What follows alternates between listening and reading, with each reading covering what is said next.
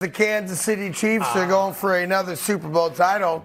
Patrick Mahomes was asked by a very handsome man wearing a jacket and tie, of the two previous Super Bowls, one win, one loss, which one sticks out more to him? Yeah, what's really interesting about that is any competitor, I think, would agree with that. You remember your failures a lot more than your successes. And if you're blessed to have a lot of success, they kind of disappear even quicker, as opposed to if you only had one major moment in life. There you see the comparison, of course, in the other two Super Bowls. The key to the Tampa one was his offensive line was basically non-existent in that game, which is why everyone talks about, that vaunted Eagle offensive line, all five guys going to the Pro Bowl.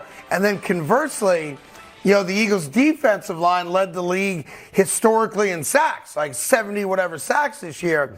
So while I don't think the Eagles have seen anything like that Kansas City offense, and you can go through week to week, it's not their fault who's on their schedule, but they did not play 10 games against, all-world quarterbacks or offenses that can score pop, pop, pop, pop, pop.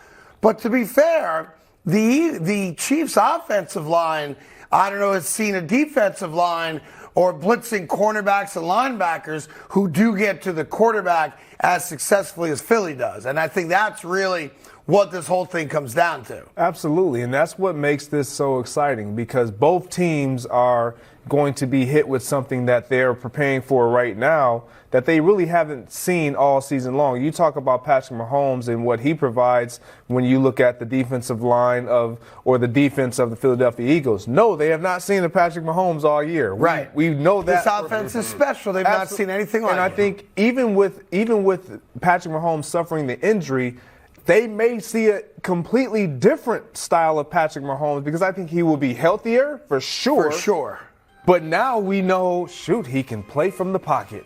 Like, it's an even scarier Patrick Mahomes. And so when you flip it on the other side, you have so much depth on that defensive line. They can get after Patrick Mahomes in ways that he probably hasn't seen all season long. And I get it. I know some 49er fans are like, well, they had to play the 49ers, but they didn't get after Patrick Mahomes the way we thought they would in that game. So this will be interesting. I'm excited to see it. Both teams will be preparing for something that they haven't experienced. Yeah, and listen, like, you look at that, you go back to the Philly-San Francisco game, and you still scratch your head saying, why did they try to block Hassan Reddick with a tight end? Like, that dude might be the best blitzing back in all of football, and they were overmatched, right?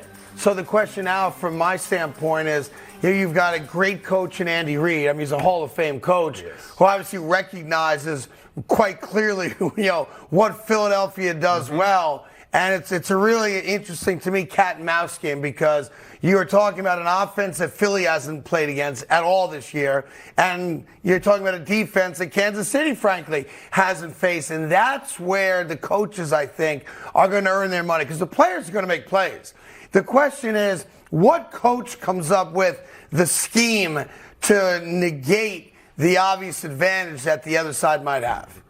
And that's where I want to tip my hat to Andy Reid. You have to give it to Andy Reid because he's more experienced. Absolutely. Right. But then you look at Sirianni, and he's just been so resilient all year and what he's been able to do. And then over the short stint that he's had last year or this year, he's had a tremendous amount of success and growth. And you've seen him continue to improve every single week. So for me, when it comes to game plan and preparation, just because of experience, I go with Andy Reid. Well, let's take a look at experience. How many Eagles and how many Kansas City Chiefs have actually played in the Super Bowl?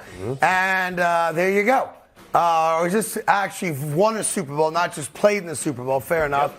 So you got 9 Eagles, and you've got, 15 members of the Kansas City Chiefs? You know what that means to me? Absolutely nothing. Really?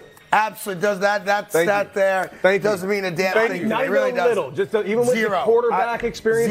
Zero. And I'll tell you why. Because I've been blessed to have gone to a lot of Super Bowls, sitting on my fanny in the seat. Once the game starts, you're playing football. Yep. Now, I think there's probably emotions, during the national anthem when you first go on the field. But the first time that quarterback says, if I may. Blue zebra! Blue zebra! No. Nebraska! Nebraska! You're playing football. It ain't a Super Bowl. You're playing football. That's how I view it. 100%. That's why I think going to a Super Bowl is the most overrated experience of all time. Well, our Super from Bowl a standpoint from a fan standpoint, you put my ass on a couch, give me a 55-inch Samsung, 100%. and someone bringing me nachos and beer all day, I'm perfect. I need a little bit bigger TV, but other than that, Don't be afraid. What's Fox paying you, man? Come on, get a bigger TV. Listen, I'm doing the best I can, man. I'm driving an Elantra to work every day. Yes. yeah, but for me, like my experience with Super Bowls or the Super Bowl was Mike McCarthy did such a great job of just making sure we understood the Super Bowl is for everybody attending. Yes. Like for us playing, it's football. Yeah. It's still a game. It was the Pittsburgh Steelers against the Green Bay Packers. It was no Super Bowl for us. This is another football game, one more opponent, and we get it. And that's how we approach it. And I'm sure once that whistle goes, you're spot on with right? that. Once the kick it, all the glitz and glam and all the confetti and whatever that's happening prior to games and after, you don't care about any of that. When that ball is kicked off, it's mano a mano. You win your matchup and go get it. Yeah, and I've been a part of some Super Bowl halftimes as well. If you remember the Buffalo Bills Dallas Cowboys Super Bowl in Pasadena, the famous Leon Lett Don Beebe play. I was a part of that halftime show with Michael Jackson, and I've also left and walked out of 4 Super Bowls.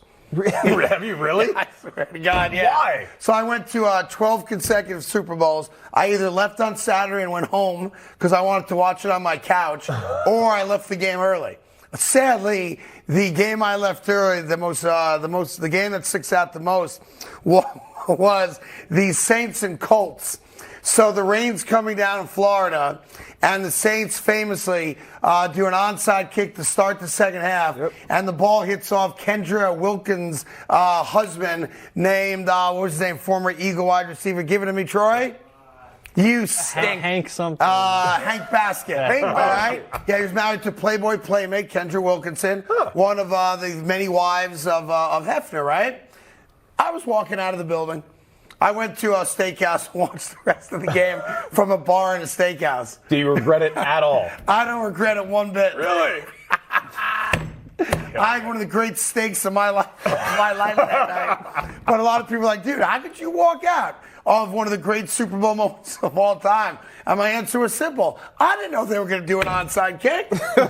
Nobody saw that one coming. Nobody saw it at all. It all kicks off Super Bowl Sunday at 1 p.m. Eastern on Fox. Hey there, thank you so much for watching The Carton Show. You can subscribe right here to get all the latest bits and segments from the show. And by the way, while you're at it, we have a lot of great shows on FS1, so check them out too.